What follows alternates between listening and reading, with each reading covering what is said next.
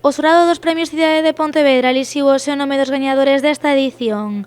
Paula da Pena, a futbolista que se negou a gardar un minuto de silencio por Maradona, conseguiu o galardón na categoría de persoa física.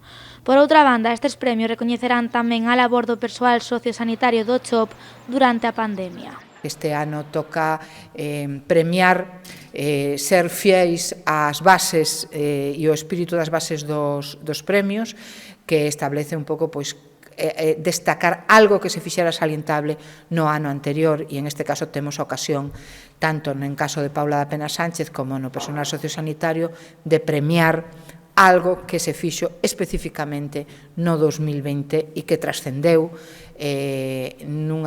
por unha parte no personal sociosanitario na nosa vida e a loita da vida e da morte, e por outra parte no caso de Paula da Pena Sánchez trascendeu tamén incluso as propias fronteiras do noso país. Os Premios Cidade de Pontevedra 2020 serán entregados o próximo día 20.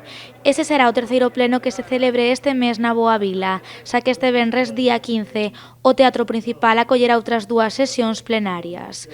A primeira terá lugar ás 11 e nela debateránse os orzamentos de 2021. Este é un orzamento para a reactivación.